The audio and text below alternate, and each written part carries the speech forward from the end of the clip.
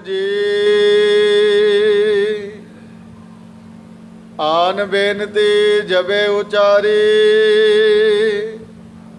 ਨਿਰਭ ਗੋਪਾਲ ਹੈ ਸ਼ਰਨ ਤੁਹਾਰੀ।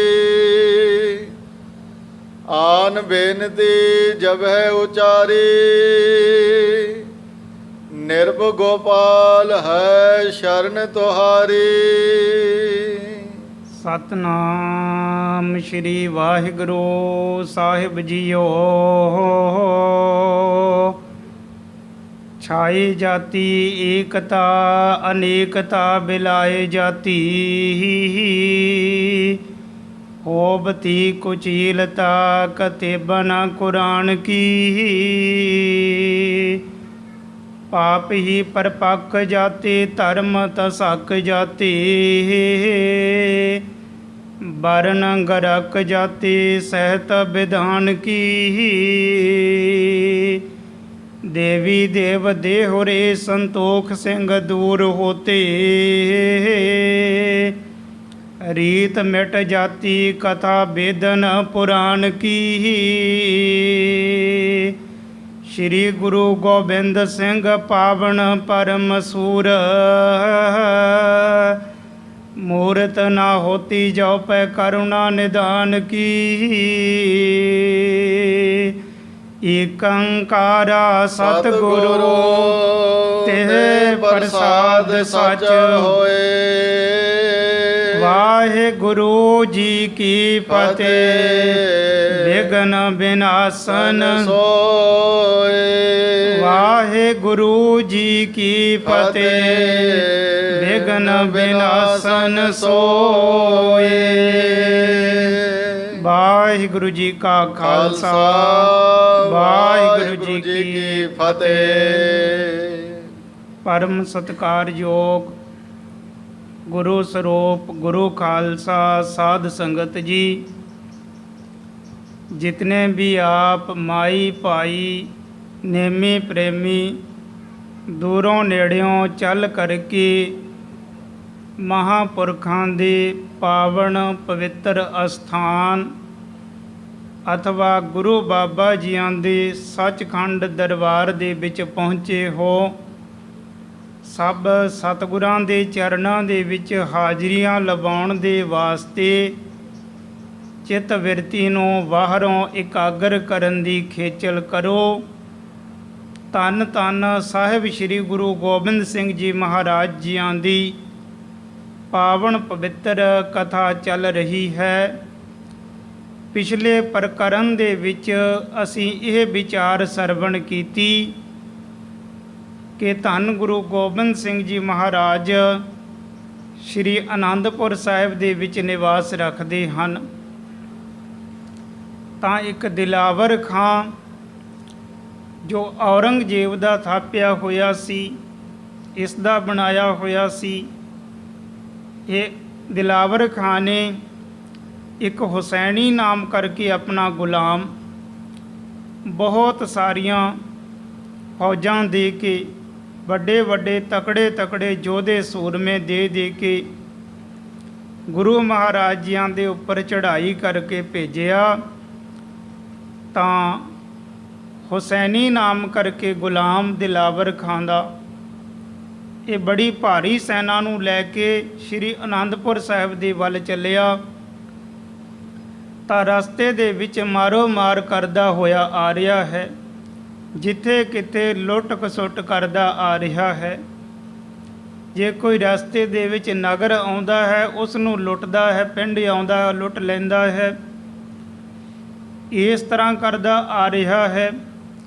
ਅੱਗੇ ਰਾਜੇ ਮਹਾਰਾਜੇ ਜੋ ਪਹਾੜੀ ਰਾਜੇ ਸੀ, ਇਹਨਾਂ ਦੀਆਂ ਰਿਆਸਤਾਂ ਦੇ ਪਾਸ ਆਇਆ ਤੇ ਇਹਨਾਂ ਦੇ ਪਾਸ ਖਬਰਾਂ ਭੇਜ ਦਿੱਤੀਆਂ, ਆਪਣੇ ਦੂਤ ਭੇਜ ਦਿੱਤੇ ਕਿ ਕਹੋ ਫਲਾਣੇ ਰਾਜੇ ਨੂੰ ਕਿ ਉਹ ਦੰਡ ਦਾ ਧਨ ਮੇਰੇ ਪਾਸ ਲੈ ਕੇ ਪਹੁੰਚੇ, ਅਰੇ ਆਪਣੀ ਸਾਰੀ ਸੈਨਾ ਨੂੰ ਲੈ ਕੇ ਮੇਰੇ ਨਾਲ ਮਿਲਾਵੇ, ਨਹੀਂ ਤੇ ਉਸ ਦੀ ਰਾਜਧਾਨੀ ਨੂੰ ਖੋਹ ਲਿਆ ਜਾਵੇਗਾ, ਉਜਾੜ ਦਿੱਤਾ ਜਾਵੇਗਾ, ਉਸ ਦਾ ਸਾਰਾ ਰਾਜ ਭਾਗ ਖੋਹ ਲਿਆ ਜਾਵੇਗਾ।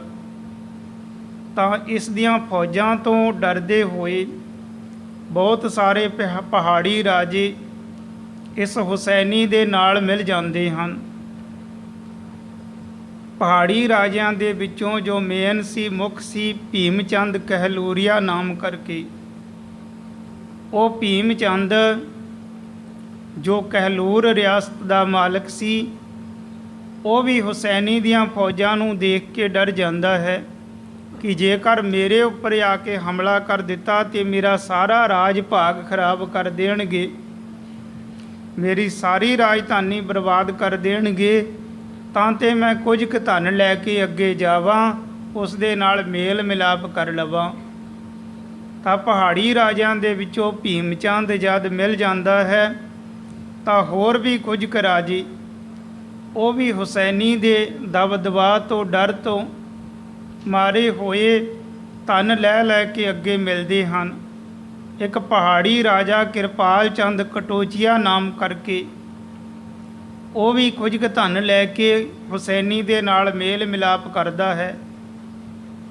ਹੁਸੈਨੀ ਕਹਿੰਦਾ ਹੈ ਕਿ ਆਪਣੀਆਂ ਫੌਜਾਂ ਨੂੰ ਮੇਰੇ ਨਾਲ ਮਿਲਾਵੋ, ਤਾਂ ਤੇ ਮੈਂ ਧੰਨ ਗੁਰੂ ਗੋਬਿੰਦ ਸਿੰਘ ਜੀਆਂ ਦੇ ਉੱਪਰ ਹਮਲਾ ਕਰਕੇ ਔਰ ਸ਼੍ਰੀ ਅਨੰਦਪੁਰ ਸਾਹਿਬ ਦਾ ਜਾਂ ਤੇ ਗੁਰੂ ਜੀਆਂ ਦੇ ਪਾਸੋਂ ਖੋਹ ਲਵਾਂਗਾ ਜਾਂ ਉਜਾੜ ਕੇ ਰੱਖ ਦੇਵਾਂਗਾ। ਬੜੇ ਹੰਕਾਰ ਦੇ ਵਿੱਚ ਫੁੱਲਿਆ ਹੋਇਆ ਇਸ ਤਰ੍ਹਾਂ ਆਵਾ ਤਵਾ ਬੋਲਦਾ ਹੀ ਰਹਿੰਦਾ ਹੈ। ਤਾਂ ਹੋਰ ਬਹੁਤ ਸਾਰੇ ਪਹਾੜੀ ਰਾਜੇ ਇਸ ਦੇ ਨਾਲ ਮਿਲੇ, ਆਪਣੀਆਂ ਸੈਨਾ ਨੂੰ ਲੈ ਲੈ ਕੇ, ਫੌਜਾਂ ਨੂੰ ਲੈ ਲੈ ਕੇ।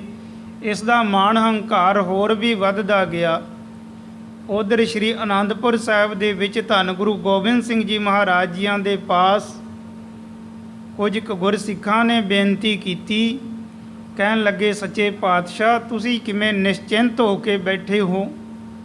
ਦੁਸ਼ਮਣ ਤੇ ਆਪਣੇ ਬਹੁਤ ਨਜ਼ਦੀਕ ਪਹੁੰਚ ਰਿਹਾ ਹੈ, ਬੜੀਆਂ ਫੌਜਾਂ ਨੂੰ ਲੈ ਕੇ ਆ ਰਿਹਾ ਹੈ ਹਮਲਾ ਕਰਨ ਦੇ ਵਾਸਤੇ, ਤੇ ਤੁਸੀਂ ਕੋਈ ਵੀ ਉੱਦਮ ਉਪਰਾਲਾ ਨਹੀਂ ਕੀਤਾ, ਆਪਣੇ ਫੌਜਾਂ ਦੀ ਕੋਈ ਤਕੜਾਈ ਨਹੀਂ ਕੀਤੀ। ਤਾਂ ਗੁਰੂ ਮਹਾਰਾਜ ਜੀਆਂ ਦੇ ਪਾਸ ਬਹੁਤ ਸਾਰੇ ਮੁੱਖ ਗੁਰਸਿੱਖ ਬੈਠੇ ਹਨ। ਭਾਈ ਦਇਆ ਰਾਮ ਪ੍ਰੋਹਿਤ ਹੈ, ਭਾਈ ਨੰਦ ਚੰਦ ਦੀਵਾਨ ਹੈ, ਸਤਿਗੁਰੂ ਤੇਗ ਬਹਾਦਰ ਜੀ ਮਹਾਰਾਜ ਜੀਆਂ ਦੇ ਭਾਣਜੇ ਉਹ ਵੀ ਪਾਸ ਹਨ, ਬਹੁਤ ਸਾਰੇ ਯੋਧੇ ਸੂਰਮੇ ਹਨ। ਤਾਂ ਆਪਸ ਵਿੱਚ ਵਿਚਾਰਾਂ ਕਰਕੇ ਸਤਿਗੁਰੂ ਮਹਾਰਾਜ ਜੀਆਂ ਦੇ ਨਾਲ ਬਚਨ ਵਿਲਾਸ ਹੋ ਰਹੇ ਹਨ। ਤਾਂ ਸਤਿਗੁਰੂ ਮਹਾਰਾਜ ਜੀਆਂ ਨੂੰ ਕੁਝ ਕੁ ਮਸੰਦ ਕਹਿਣ ਲੱਗੇ ਕਿ ਸੱਚੇ ਪਾਤਸ਼ਾਹ ਹੁਸੈਨੀ ਦੀਆਂ ਫੌਜਾਂ ਤੋਂ ਡਰਦੇ ਹੋਏ ਪਹਾੜੀ ਰਾਜੇ ਵੀ ਧਨ ਲੈ ਲੈ ਕੇ ਅੱਗੇ ਹੋ ਕੇ ਉਸ ਨੂੰ ਮਿਲੇ ਹੈ, ਔਰ ਆਪਾਂ ਨੂੰ ਵੀ ਇਸੇ ਤਰ੍ਹਾਂ ਹੀ ਕਰਨਾ ਬਣਦਾ ਹੈ, ਕਿਉਂਕਿ ਉਹ ਹੁਸੈਨੀ ਉਹ ਧਨ ਦਾ ਹੀ, ਮਾਇਆ ਦਾ ਹੀ ਭੁੱਖਾ ਹੈ। ਤੇ ਆਪਾਂ ਵੀ ਕੁਝ ਆਦਮੀ ਅੱਗੇ ਭੇਜ ਕੇ ਉਸ ਦੇ ਪਾਸ ਧਨ ਪਹੁੰਚਾ ਦਿੰਦੇ ਹਾਂ, ਮਾਇਆ ਪਹੁੰਚਾ ਦਿੰਦੇ ਹਾਂ, ਉੱਥੋਂ ਹੀ ਉਸ ਨੂੰ ਵਾਪਸ ਮੋੜ ਦਿੰਦੇ ਹਾਂ, ਤਾਂ ਕਿ ਅੱਗੇ ਆ ਕੇ ਕੋਈ ਹਮਲਾ, ਕੋਈ ਯੁੱਧ ਆਦਿ ਕਰਨ ਦਾ ਖਿਆਲ ਨਾ ਕਰੇ।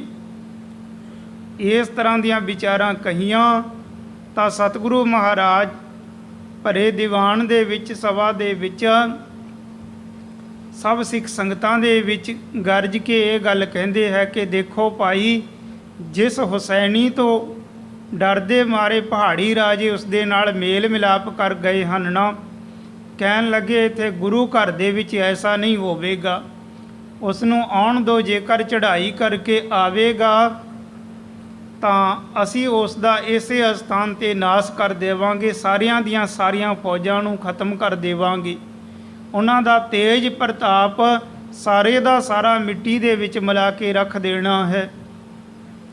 ਸਤਿਗੁਰੂ ਮਹਾਰਾਜ ਜੀ ਨੇ ਇਸ ਤਰ੍ਹਾਂ ਦੇ ਵੀਰ ਰਸ ਦੇ ਬਚਨ ਕਹੇ। ਫਿਰ ਸਤਿਗੁਰੂ ਕਹਿਣ ਲੱਗੇ ਕਿ ਦੇਖੋ, ਜੇਕਰ ਚੜ੍ਹਾਈ ਕਰਕੇ ਆਵੇਗਾ ਤੇ ਉਸ ਦਾ ਇਹ ਹਾਲ ਹੋ ਜਾਵੇਗਾ, ਪਰ ਉਸ ਅਕਾਲ ਪੁਰਖ ਵਾਹਿਗੁਰੂ ਨੂੰ ਕੁਝ ਹੋਰ ਹੀ ਮਨਜ਼ੂਰ ਹੈ।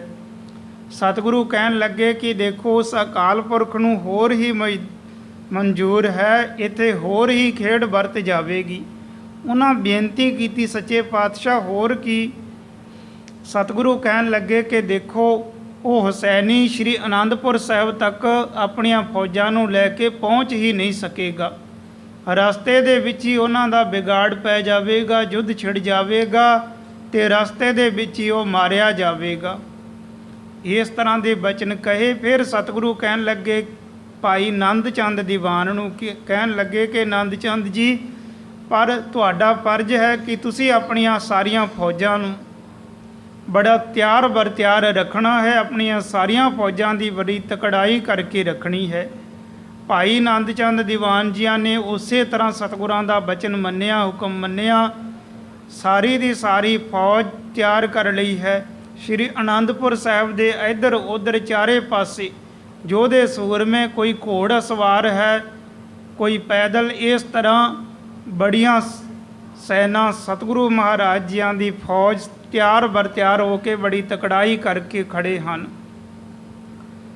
ਤਾਂ ਦੂਸਰੀ ਸਾਈਡ ਜਦ ਹੁਸੈਨੀ ਪਹਾੜੀ ਰਾਜਿਆਂ ਨੂੰ ਆਪਣੇ ਨਾਲ ਮਿਲਾ ਕੇ, ਵੱਡੀਆਂ ਵੱਡੀਆਂ ਫੌਜਾਂ ਨੂੰ ਨਾਲ ਮਿਲਾ ਕੇ, ਕਾਲੀ ਘਟਾ ਦੇ ਸਮਾਨ ਬੜੀ ਵੱਡੀ ਫੌਜ ਤਿਆਰ ਕਰ ਲੈਂਦਾ ਹੈ, ਤਾਂ ਉਸ ਨੂੰ ਪਤਾ ਚੱਲਦਾ ਹੈ ਕਿ ਇੱਕ ਪਹਾੜੀ ਰਾਜਾ ਗੋਪਾਲ ਚੰਦ ਗੁਲੇਰੀਆ ਨਾਮ ਕਰਕੇ ਉਹ ਮੇਰੇ ਪਾਸ ਨਹੀਂ ਆਇਆ, ਨਾ ਤੇ ਉਸਨੇ ਆ ਕੇ ਕੋਈ ਧਨ ਹੀ ਮੇਰੇ ਪਾਸ ਜਮ੍ਹਾਂ ਕਰਵਾਇਆ ਹੈ ਤੇ ਨਾ ਆਪਣੀਆਂ ਫੌਜਾਂ ਨੂੰ ਮੇਰੇ ਨਾਲ ਮਿਲਾਇਆ ਹੈ।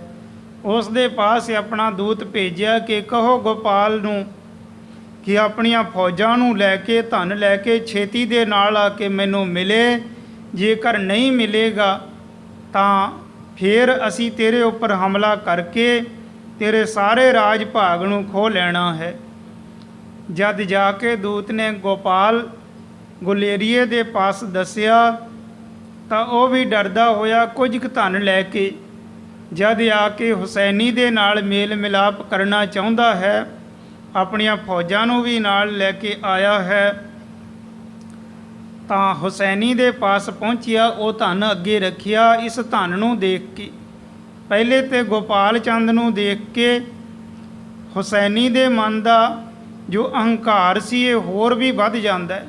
ਉਹ ਸੋਚਦਾ ਕਿ ਦੇਖੋ ਸਾਰੇ ਪਹਾੜੀ ਰਾਜੇ ਮੇਰੇ ਤੋਂ ਡਰਦੇ ਹੋਏ ਧਨ ਲੈ ਲੈ ਕੇ ਮੈਨੂੰ ਮਿਲਦੇ ਹਨ, ਤੇ ਮੈਂ ਐਡੀ ਫੌਜ ਤਿਆਰ ਕਰਕੇ ਗੁਰੂ ਜੀਆਂ ਦੇ ਉੱਪਰ ਹਮਲਾ ਕਰਾਂਗਾ, ਚੜ੍ਹਾਈ ਕਰਾਂਗਾ। ਉਸ ਦਾ ਹੰਕਾਰ ਬੜਾ ਵੱਧ ਜਾਂਦਾ ਹੈ। ਹੰਕਾਰ ਦੇ ਵਿੱਚ ਆ ਕੇ ਆਪਣੇ ਵਜ਼ੀਰ ਦੇ ਨਾਲ ਗੱਲਾਂ ਕਰਦਾ ਹੈ, ਆਪਣੇ ਸਾਥੀਆਂ ਦੇ ਨਾਲ ਗੱਲਾਂ ਕਰਦਾ ਹੈ ਕਿ ਦੇਖੋ ਹੁਣ ਦੁਨੀਆ ਦੇ ਵਿੱਚ ਮੇਰੇ ਸਮਾਨ ਤਾਕਤਵਰ ਕੋਈ ਨਹੀਂ ਹੈ।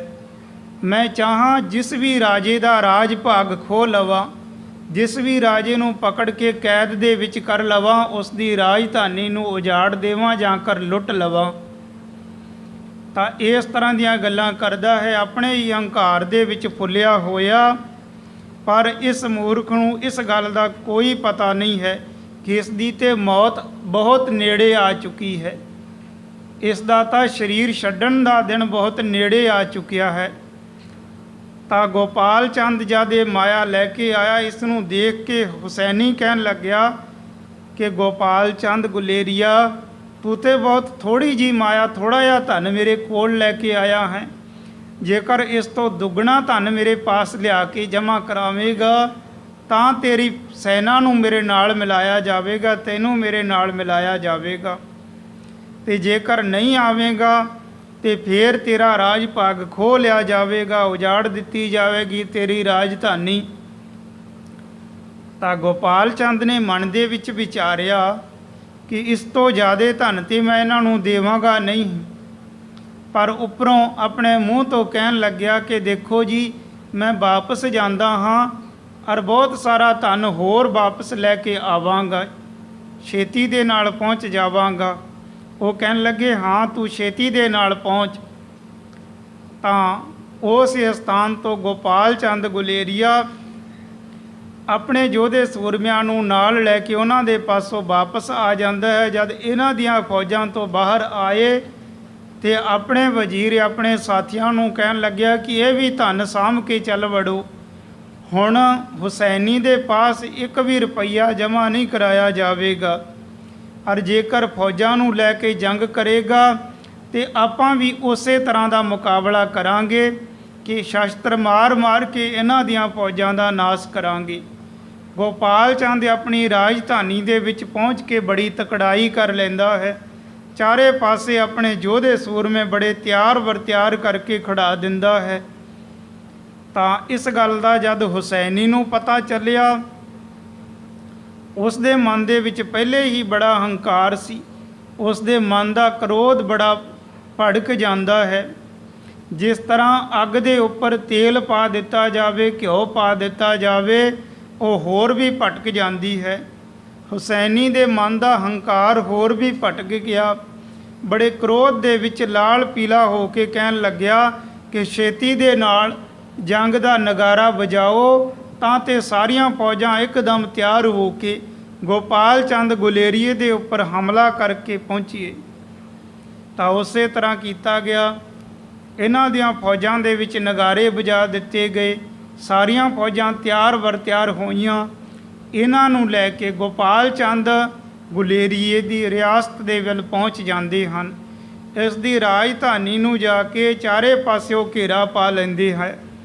ਉਹ ਸੋਚਦੀ ਹੈ ਕਿ ਇਸ ਰਾਜਧਾਨੀ ਦੇ ਵਿੱਚ ਅਸੀਂ ਕੋਈ ਵੀ ਵਸਤੂ ਅੰਦਰ ਨਹੀਂ ਜਾਣ ਦੇਵਾਂਗੇ, ਨਾ ਕੁਝ ਬਾਹਰ ਆ ਸਕੇਗਾ, ਨਾ ਕੋਈ ਅੰਦਰ ਜਾ ਸਕੇਗਾ। ਜਦ ਘੇਰਾ ਪਾ ਕੇ ਖੜ ਜਾਂਦੇ ਹੈ ਤਾਂ ਉਧਰ ਗੋਪਾਲ ਚੰਦ ਨੂੰ ਪਤਾ ਚੱਲਿਆ ਤੇ ਇਸ ਦੇ ਸਾਥੀ ਕਹਿਣ ਲੱਗੇ ਕਿ ਦੇਖੋ ਜੀ, ਜੇਕਰ ਇਹ ਇਸੇ ਤਰ੍ਹਾਂ ਘੇਰਾ ਪਾ ਕੇ ਖੜੇ ਰਹੇ ਲੰਮੇ ਸਮੇਂ ਤੱਕ, ਤਾਂ ਜੋ ਇਸ ਆਪਣੇ ਪਾਸ ਖਾਣ ਪਾਣ ਦੀਆਂ ਵਸਤੂਆਂ ਹੈ, ਚੀਜ਼ਾਂ ਹੈ, ਖਾਣ ਪਾਣ ਦੇ ਵਾਸਤੇ ਜੋ ਵੀ ਭੋਜਨ ਆਦਿ ਹੈ, ਇਹ ਸਭ ਕੁਝ ਅੰਨ ਦਾਣਾ ਖਤਮ ਹੋ ਜਾਵੇਗਾ। ਸਾਡੇ ਸਰੀਰ ਵੀ ਨਿਰਬਲ ਕਮਜ਼ੋਰ ਹੋ ਜਾਣਗੇ। ਫਿਰ ਤੇ ਇਹਨਾਂ ਦੇ ਨਾਲ ਜੰਗ ਕਰਨਾ ਵੀ ਬੜਾ ਔਖਾ ਹੋ ਜਾਵੇਗਾ, ਮੁਸ਼ਕਲ ਹੋ ਜਾਵੇਗਾ। ਜੇ ਜੰਗ ਕਰਾਂਗੇ ਤੇ ਹਾਰ ਦਾ ਮੂੰਹ ਹੀ ਦੇਖਣਾ ਪਵੇਗਾ। ਤਾਂ ਤੇ ਇਸ ਵਿਪਤਾ ਦੇ ਆਉਣ ਤੋਂ ਪਹਿਲੇ ਹੀ ਆਪਾਂ ਹੁਣੇ ਹੀ ਇਹਨਾਂ ਦੇ ਉੱਪਰ ਹਮਲਾ ਕਰਦੇ ਹਾਂ ਔਰ ਸ਼ਸਤਰ ਮਾਰ ਕੇ ਇਹਨਾਂ ਦੀਆਂ ਫੌਜਾਂ ਦਾ ਨਾਸ਼ ਕਰਾਂਗੇ। ਇਸ ਤਰ੍ਹਾਂ ਕਿਹਾ ਤੇ ਗੋਪਾਲ ਚੰਦ ਕਹਿਣ ਲੱਗਿਆ ਕਿ ਦੇਖੋ, ਇੰਨੀ ਕਾਹਲੀ ਦੇ ਨਾਲ ਆਪਾਂ ਇਹਨਾਂ ਦੇ ਉੱਪਰ ਹਮਲਾ ਨਹੀਂ ਕਰਨਾ, ਇਹਨਾਂ ਦੇ ਨਾਲ ਜੰਗ ਨਹੀਂ ਛੇੜਨਾ, ਕਿਸੇ ਤਰੀਕੇ ਦੇ ਨਾਲ ਇਹਨਾਂ ਦੇ ਉੱਪਰ ਜਿੱਤ ਪ੍ਰਾਪਤ ਕਰਾਂਗੇ। ਤਾਂ ਉਸ ਟਾਈਮ ਉਹਨਾਂ ਨੇ ਵਿਚਾਰ ਕੀਤੀ ਕਿ ਧੰਨ ਗੁਰੂ ਗੋਬਿੰਦ ਸਿੰਘ ਜੀ ਮਹਾਰਾਜ ਜੀਆਂ ਦੇ ਪਾਸ ਕਿਸੇ ਨਾ ਕਿਸੇ ਤਰ੍ਹਾਂ ਆਪਣਾ ਦੂਤ ਭੇਜ ਦਿੰਦੇ ਹਾਂ। ਦੂਤ ਨੂੰ ਭੇਜਦੇ ਹਾਂ ਤਾਂ ਗੁਰੂ ਮਹਾਰਾਜ ਜੀਆਂ ਤੋਂ ਆਪਣੀ ਸਹਾਇਤਾ ਮੰਗਦੇ ਹਾਂ। ਔਰ ਸਤਿਗੁਰੂ ਮਹਾਰਾਜ ਜੀ ਹਨ ਬੜੇ ਵੱਡੇ ਯੋਧੇ ਸੂਰਮੇ। ਜੇਕਰ ਉਹ ਸਾਡੀ ਸਹਾਇਤਾ ਦੇ ਵਾਸਤੇ ਆ ਗਏ ਤੇ ਹੁਸੈਨੀ ਆਦਿ ਦੀਆਂ ਭਾਵੇਂ ਕਿੰਨੀਆਂ ਵੀ ਵੱਡੀਆਂ ਤੋਂ ਵੱਡੀਆਂ ਸੈਨਾ ਹੈ, ਫੌਜਾਂ ਹੈ, ਇਹ ਕਿਸੇ ਵੀ ਤਰ੍ਹਾਂ ਗੁਰੂ ਜੀ ਦਾ ਮੁਕਾਬਲਾ ਨਹੀਂ ਕਰ ਸਕਣਗੀਆਂ। ਤਾਂ ਤੇ ਆਪਣੀ ਸਹਾਇਤਾ ਹੋਵੇਗੀ, ਆਪਣੀ ਰੱਖਿਆ ਹੋਵੇਗੀ, ਨਹੀਂ ਤੇ ਇਹਨਾਂ ਦੀਆਂ ਫੌਜਾਂ ਦਾ ਮੁਕਾਬਲਾ ਕਰਨਾ ਆਪਣੇ ਵਾਸਤੇ ਬੜਾ ਮੁਸ਼ਕਲ ਹੈ। ਆਪਣਾ ਦੂਤ ਧੰਨ ਗੁਰੂ ਗੋਬਿੰਦ ਸਿੰਘ ਜੀ ਮਹਾਰਾਜ ਜੀਆਂ ਦੇ ਪਾਸ ਭੇਜਿਆ।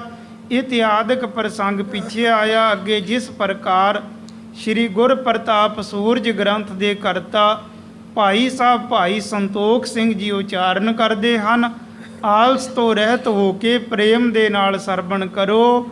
ਆਖੋ ਸਤਨਾਮ ਸ੍ਰੀ ਵਾਹਿਗੁਰੂ ਜੀ। ਵਾਹਿਗੁਰੂ ਜੀ। ਆਨ ਬੇਨਤੀ ਜਬੇ ਉਚਾਰੀ। ਜਿਸ ਵਕਤ ਜਿਸ ਟਾਈਮ ਗੋਪਾਲ ਚੰਦ ਗੁਲੇਰੀਏ ਦੇ ਦੂਤ ਨੇ ਆ ਕੇ ਧੰਨ ਗੁਰੂ ਗੋਬਿੰਦ ਸਿੰਘ ਜੀ ਮਹਾਰਾਜ ਜੀਆਂ ਦੇ ਪਾਸ ਬੇਨਤੀ ਕੀਤੀ। ਨਿਰਭ ਗੋਪਾਲ ਹੈ ਸ਼ਰਨ ਤੁਹਾਰੀ। ਬੇਨਤੀ ਕੀਤੀ ਕਿ ਸੱਚੇ ਪਾਤਸ਼ਾਹ ਰਾਜਾ ਗੋਪਾਲ ਚੰਦ ਉਹ ਆਪ ਜੀਆਂ ਦੀ ਸ਼ਰਨ ਦੇ ਵਿੱਚ ਹੈ, ਆਪ ਜੀਆਂ ਦੀ ਸ਼ਰਨ ਦੇ ਵਿੱਚ ਹੈ। ਔਰ ਮੈਨੂੰ ਇਹ ਬੇਨਤੀ ਕਰਕੇ ਭੇਜਿਆ ਹੈ ਕਿ ਸਤਿਗੁਰਾਂ ਦੇ ਪਾਸ ਜਾ ਕੇ ਇਸ ਤਰ੍ਹਾਂ ਦੀ ਬੇਨਤੀ ਕਰਨੀ ਹੈ। ਪਠੋ ਦਾਸ ਪ੍ਰਧਾਨ ਜੋ ਹੋਏ। ਕਿ ਉਸ ਦਾ ਬਖੇੜਾ ਹੁਸੈਨੀ ਦੇ ਨਾਲ ਪੈ ਚੁੱਕਿਆ ਹੈ। ਹੁਸੈਨੀ ਦੀਆਂ ਫੌਜਾਂ ਗੋਪਾਲ ਚੰਦ 'ਤੇ ਹਮਲਾ ਕਰਨ ਦੇ ਵਾਸਤੇ ਤਿਆਰ ਹਨ ਤੇ ਸੱਚੇ ਪਾਤਸ਼ਾਹ ਆਪ ਜੀ ਕਿਰਪਾ ਕਰਕੇ ਸਾਡੀ ਮਦਦ ਕਰਨਾ ਕਰੋ। ਤੁਰਕਨ ਸੰਗ ਮਿਲਾਵੇ ਸੋਏ। ਔਰ ਜਾਂ ਕਰ ਜੰਗ ਕਰਕੇ ਇਹਨਾਂ ਦੇ ਉੱਪਰ ਜਿੱਤ ਪ੍ਰਾਪਤ ਕੀਤੀ ਜਾਵੇ, ਜਾਂ ਕਰ ਸਾਡਾ ਮੇਲ ਮਿਲਾਪ ਹੁਸੈਨੀ ਦੇ ਨਾਲ ਕਰਾ ਦਿੱਤਾ ਜਾਵੇ। ਜੇਕਰ ਉਸ ਦੇ ਨਾਲ ਸਾਡਾ ਮੇਲ ਮਿਲਾਪ ਹੋ ਗਿਆ ਤਦ ਵੀ ਸਾਡੀ ਰਾਜਧਾਨੀ, ਸਾਡਾ ਰਾਜ ਭਾਗ ਕਾਇਮ ਰਹਿ ਸਕੇਗਾ। ਤੇ ਸੱਚੇ ਪਾਤਸ਼ਾਹ ਤੁਸੀਂ ਕਿਰਪਾ ਕਰੋ ਸਾਡੀ ਇਸ ਮੁਸ਼ਕਲ ਦੇ ਵਿੱਚ ਸਾਡੀ ਸਹਾਇਤਾ, ਸਾਡੀ ਮਦਦ ਕਰਨਾ ਕਰੋ। ਸ੍ਰੀ ਕਲਗੀਧਰ ਸੁਨਤ ਵਿਚਾਰਾ। ਧੰਨ ਗੁਰੂ ਗੋਬਿੰਦ ਸਿੰਘ ਜੀ ਮਹਾਰਾਜ ਜੀਆਂ ਨੇ ਇਹਨਾਂ ਦੀ ਬੇਨਤੀ ਨੂੰ ਸੁਣ ਕੇ ਸਭ ਕੁਝ ਵਿਚਾਰਨਾ ਕੀਤਾ। ਸੰਗਤੀਆ ਸਿੰਘ ਨਿਕਟ ਹਕਾਰਾ। ਭਾਈ ਸੰਗਤੀਆ ਸਿੰਘ ਜੀਆਂ ਨੂੰ ਆਪਣੇ ਪਾਸ ਬੁਲਾ ਕੇ ਸਤਿਗੁਰੂ ਮਹਾਰਾਜ ਜੀ ਕਹਿਣ ਲੱਗੇ, ਸਪਤ ਸੌਰ ਤਾਏ ਸੰਗ ਕੀਨੇ। ਭਾਈ ਸੰਗਤੀਆ ਸਿੰਘ ਜੀਆਂ ਦੇ ਨਾਲ 7 ਯੋਧੇ ਸੂਰਮੇ ਉਹ ਗੁਰੂ ਮਹਾਰਾਜ ਜੀਆਂ ਨੇ ਤਿਆਰ ਕਰ ਦਿੱਤੇ ਹਨ। ਗਮਨੋ ਨਿਰਭ ਗੋਪਾਲ ਟਿਗ ਚੀਨੇ। ਫਿਰ ਸਤਿਗੁਰੂ ਕਹਿਣ ਲੱਗੇ ਕਿ ਭਾਈ ਸੰਗਤੀਆ ਸਿੰਘ ਜੀ ਤੁਸੀਂ ਇਉਂ ਕਰੋ, ਇਹਨਾਂ 7 ਯੋਧੇ ਸੂਰਮਿਆਂ ਨੂੰ ਨਾਲ ਲੈ ਕੇ ਭਾਈ ਗੋਪਾਲ ਚੰਦ, ਰਾਜਾ ਗੋਪਾਲ ਚੰਦ ਗੁਲੇਰੀਆ, ਉਸ ਦੇ ਪਾਸ ਉਸ ਦੀ ਮਦਦ ਦੇ ਵਾਸਤੇ ਪਹੁੰਚ ਜਾਵੋ। ਜਿਮ ਗੁਲੇਰੀਏ ਹੋਏ ਪਲੋ। ਰਾਜਾ ਗੁਲੇਰੀਆ ਜਿਸ ਤਰ੍ਹਾਂ ਵੀ ਉਸ ਦੀ ਸਹਾਇਤਾ ਮਦਦ ਹੋ ਸਕੇ, ਉਸ ਦਾ ਭਲਾ ਹੋ ਸਕੇ, ਉਸੇ ਤਰ੍ਹਾਂ ਦੀ ਗੱਲ ਜਾ ਕੇ ਉਸ ਦੇ ਪਾਸ ਕਰਨੀ ਹੈ। ਤਿਮ ਸਭ ਕਰੋ ਤਾਏ ਸੰਗ ਮਿਲੋ। ਭਾਈ ਸੰਗਤੀਆ ਸਿੰਘ ਜੀਆਂ ਨੂੰ ਸਭ ਕੁਝ ਸਮਝਾਇਆ। ਗੁਰੂ ਮਹਾਰਾਜ ਜੀਆਂ ਨੇ ਕਹਿਣ ਲੱਗੇ, ਇਹ 7 ਯੋਧੇ ਸੂਰਮਿਆਂ ਨੂੰ ਲੈ ਕੇ ਤੁਸੀਂ ਗੋਪਾਲ ਚੰਦ ਗੁਲੇਰੀਏ ਦੇ ਨਾਲ ਜਾ ਕੇ ਮਿਲੋ। ਜਿਸ ਤਰ੍ਹਾਂ ਵੀ ਉਸ ਦੀ ਸਹਾਇਤਾ ਮਦਦ ਹੋ ਸਕੇ ਉਸੇ ਤਰ੍ਹਾਂ ਉਸ ਦੀ ਮਦਦ ਕਰੋ, ਕਿ ਜਿਸ ਤਰ੍ਹਾਂ ਵੀ ਉਹ ਆਪਣੀ ਖੁਸ਼ੀ ਦੇ ਅਨੁਸਾਰ ਚਾਹੁੰਦਾ ਹੋਵੇਗਾ। ਪ੍ਰਭ ਤੇ ਰੁਖਸਦ ਹੋਏ ਕਰ ਗਇਓ। ਭਾਈ ਸੰਗਤੀਆ ਸਿੰਘ ਜੀ ਗੁਰੂ ਮਹਾਰਾਜ ਜੀਆਂ ਦੇ ਚਰਨਾਂ 'ਚ ਨਮਸਕਾਰ ਕਰਕੇ ਮੱਥਾ ਟੇਕ ਕੇ ਸਤਿਗੁਰਾਂ ਦੀ ਆਗਿਆ ਲੈ ਕੇ ਚੱਲ ਪੈਂਦੇ ਹਨ। ਤਿਸੀ ਸੈਨ ਮੈਂ ਮਿਲ ਤੋ ਪਇਓ। ਤਾਂ ਉੱਥੇ ਉਹਨਾਂ ਦੀਆਂ ਸੈਨਾ ਦੇ ਵਿੱਚ ਜਾ ਕੇ ਪਹੁੰਚ ਜਾਂਦੇ ਹੈ, ਜਿੱਥੇ ਹੁਸੈਨੀ ਦੀ ਬੜੀ ਭਾਰੀ ਸੈਨਾ, ਤੁਰਕਾਂ ਮੁਗਲਾਂ ਦੀ ਸੈਨਾ ਇਹ ਲੈ ਕੇ ਆਇਆ ਹੋਇਆ ਸੀ। ਬਾਕੀ ਪਹਾੜੀ ਰਾਜਿਆਂ ਦੀ ਭੀਮ ਚੰਦ, ਕਿਰਪਾਲ ਚੰਦ, ਕਟੋਚੀਆ ਇਹਨਾਂ ਦੀ ਸੈਨਾ ਸੀ। ਇਸ ਸੈਨਾ ਦੇ ਵਿੱਚ ਜਾ ਕੇ ਭਾਈ ਸੰਗਤੀਆ ਸਿੰਘ ਜਿਸ ਟਾਈਮ ਪਹੁੰਚ ਜਾਂਦਾ ਹੈ, ਭੀਮ ਚੰਦ ਅਰ ਦੁਤੀ ਕਿਰਪਾਲ। ਤਾਂ ਉੱਥੇ ਅੱਗੇ ਦੇਖਿਆ ਕਿ ਰਾਜਾ ਭੀਮ ਚੰਦ ਕੈਲੂਰੀਆ, ਦੂਸਰਾ ਕਿਰਪਾਲ ਚੰਦ ਕਟੋਚੀਆ ਇਹ ਬੈਠੇ ਹਨ। ਤੇ ਭਾਈ ਸੰਗਤੀਆ ਸਿੰਘ ਇਹਨਾਂ ਦੇ ਪਾਸ ਜਾ ਕੇ ਪਹੁੰਚਦਾ ਹੈ। ਮੇਲ ਕਰਾਵਨ ਚਾਹਿਓ ਗੋਪਾਲ। ਤਾਂ ਭੀਮ ਚੰਦ, ਕਿਰਪਾਲ ਚੰਦ, ਕਟੋਚੀਆ ਇਹ ਵੀ ਹੁਣ ਇਹੀ ਕੁਝ ਚਾਹੁੰਦੇ ਹਨ ਕਿ ਗੋਪਾਲ ਚੰਦ ਗੁਲੇਰੀਆ ਇਹ ਵੀ ਸਾਡੀ ਤਰ੍ਹਾਂ ਹੁਸੈਨੀ ਦੇ ਨਾਲ ਮੇਲ ਮਿਲਾਪ ਕਰ ਲਵੇ। ਸੰਗਤੀਆ ਸਿੰਘ ਦੋਨ ਹੁਕਾਰਾ। ਸੰਗਤੀਆ ਸਿੰਘ ਜੀਆਂ ਨੂੰ ਦੇਖਿਆ ਕਿ ਉਹ ਗੁਰੂ ਮਹਾਰਾਜ ਜੀਆਂ ਦੇ ਯੋਧੇ ਸੂਰਮੇ ਆਏ ਹਨ, ਉਹਨਾਂ ਨੂੰ ਇਹਨਾਂ ਨੇ ਆਪਣੇ ਪਾਸ ਬੁਲਾਉਣਾ ਕੀਤਾ। ਪਠਨ ਹੇਤ ਕੋ ਬਾਕ ਉਚਾਰਾ। ਭਾਈ ਸੰਗਤੀਆ ਸਿੰਘ ਜੀਆਂ ਨੂੰ ਸਾਰੀ ਵਾਰਤਾ ਗੱਲ ਸਮਝਾ ਕੇ ਕਹਿਣ ਲੱਗੇ ਕਿ ਭਾਈ ਸੰਗਤੀਆ ਸਿੰਘ ਜੀ ਤੁਸੀਂ ਇਉਂ ਕਰੋ, ਗੋਪਾਲ ਚੰਦ ਗੁਲੇਰੀਏ ਦੇ ਪਾਸ ਪਹੁੰਚੋ। ਦੇ ਕਰ ਧਰਮ ਲਿਆਓ ਤੂੰ ਜਾਏ। ਔਰ ਉਹਨਾਂ ਦੇ ਪਾਸ ਜਾ ਕੇ ਸਾਡੇ ਵੱਲੋਂ ਧਰਮ ਦੀ ਆਣ ਦੇ ਕੇ, ਧਰਮ ਦੀ ਸਹੁੰ ਦੇ ਕੇ, ਸਾਡੇ ਵੱਲੋਂ ਧਰਮ ਦੀ ਸਹੁੰ ਦੇ ਕੇ ਉਸ ਨੂੰ ਆਪਣੇ ਨਾਲ ਲੈ ਕੇ ਆਵੋ, ਤਾਂ ਕਿ ਸਾਡੇ ਤਰ੍ਹਾਂ ਉਹ ਵੀ ਹੁਸੈਨੀ ਦੇ ਨਾਲ ਮੇਲ ਮਿਲਾਪ ਕਰ ਲਵੇ। ਸੰਗ ਹੁਸੈਨ ਸੋ ਦਿਓ ਮਿਲਾਏ। ਸੰਗਤੀਆ ਸਿੰਘ ਜੀਆਂ ਨੂੰ ਕਹਿਣ ਲੱਗੇ ਕਿ ਹੁਸੈਨੀ ਦੇ ਨਾਲ ਗੋਪਾਲ ਚੰਦ ਨੂੰ ਤੁਸੀਂ ਮਿਲਾਉਣਾ ਕਰੋ। ਗੁਰ ਕੋ ਦਾਸ ਪਤਵਾਏ ਤੋਹੀ। ਭਾਈ ਸੰਗਤੀਆ ਸਿੰਘ ਜੀ ਤੁਸੀਂ ਹੋ ਗੁਰੂ ਦੇ ਦਾਸ, ਗੁਰੂ ਦੇ ਸਿੱਖ, ਤੁਹਾਡੇ ਉੱਪਰ ਵਿਸ਼ਵਾਸ ਕਰਕੇ, ਭਰੋਸਾ ਕਰਕੇ ਭਾਈ ਗੋਪਾਲ ਚੰਦ ਜ਼ਰੂਰ ਆ ਜਾਵੇਗਾ। ਕਰੇ ਕਾਜ ਇਮ ਸ਼ਾਂਤ ਸੋ ਹੋਈ। ਔਰ ਜੋ ਇਹ ਜੰਗ ਯੁੱਧ ਇਸ ਸਥਾਨ ਤੇ ਛਿੜ ਰਿਹਾ ਹੈ ਨਾ, ਇਹ ਸਾਰੇ ਦਾ ਸਾਰਾ ਸ਼ਾਂਤ ਹੋ ਜਾਵੇਗਾ, ਕੋਈ ਵਿਖੇੜਾ ਨਹੀਂ ਪਵੇਗਾ। ਦੋਹਰਾ ਕਹੋ ਸਕਲ ਕੇ ਧਰਮ ਕਰ ਆਛੀ ਰੀਤ ਪਕਾਏ। ਸੰਗਤੀਆ ਸਿੰਘ ਜੀਆਂ ਨੂੰ ਸਾਰੀ ਗੱਲਬਾਤ ਸਮਝਾਈ ਕਿ ਤੁਸੀਂ ਜਾ ਕੇ ਸਾਡੇ ਵੱਲੋਂ ਧਰਮ ਦੀ ਸਹੁੰ ਦੇਣਾ ਕਿ ਉਸ ਅਸਥਾਨ ਤੇ ਕੋਈ ਬਖੇੜਾ ਨਹੀਂ ਹੋਵੇਗਾ। ਤੁਹਾਡੇ ਤੇ ਵਿਸ਼ਵਾਸ ਕਰਕੇ, ਭਰੋਸਾ ਕਰਕੇ ਰਾਜਾ ਗੋਪਾਲ ਚੰਦ ਗੁਲੇਰੀਆ ਜ਼ਰੂਰ ਆ ਜਾਵੇਗਾ। ਸੰਗਤੀਆ ਸਿੰਘ ਤਬ ਗਇਓ ਜੇ ਗੋਪਾਲ ਗਿਰ ਰਾਏ। ਸੰਗਤੀਆ ਸਿੰਘ ਜੀ ਇਹਨਾਂ ਦੇ ਨਾਲ ਵਿਚਾਰਾਂ ਕਰਕੇ ਗੱਲਬਾਤ ਕਰਕੇ ਰਾਜਾ ਗੋਪਾਲ ਚੰਦ ਗੁਲੇਰੀਆ ਉਸ ਦੇ ਪਾਸ ਪਹੁੰਚ ਜਾਂਦਾ ਹੈ। ਦੋਹਰਾ ਭੇਜੋ ਸਭਨ ਕੋ ਜਬੇ ਮਿਲਿਓ ਗੋਪਾਲੇ ਜਾਏ। ਸੰਗਤੀਆ ਸਿੰਘ ਜੀ ਗੋਪਾਲ ਚੰਦ ਗੁਲੇਰੀਏ ਦੇ ਨਾਲ ਜਾ ਕੇ ਮਿਲਦੇ ਹਨ ਔਰ ਇਹਨਾਂ ਦੇ ਵੱਲੋਂ ਕਹੀ ਹੋਈ ਸਾਰੀ ਵਾਰਤਾ ਦੱਸਦੇ ਹਨ। ਆਸ਼ੇ ਕਹਿਓ ਸੁਨਾਏ ਕਰ ਚਲੋ ਮਿਲੋ ਗਿਰ ਰਾਏ। ਔਰ ਪਹਾੜੀ ਰਾਜੇ ਭੀਮ ਚੰਦ ਕਿਰਪਾਲ ਚੰਦ ਕਟੋਰਚੀਆ ਦਾ ਆਸ਼ਾ ਸੀ ਜੋ ਇਹ ਸਾਰੀ ਗੱਲਬਾਤ ਗੋਪਾਲ ਚੰਦ ਨੂੰ ਦੱਸਣਾ ਕੀਤੀ। ਚੌਪਈ ਤੋਏ ਪਲੇ ਤ ਮੋਏ ਪਠਾਇਓ।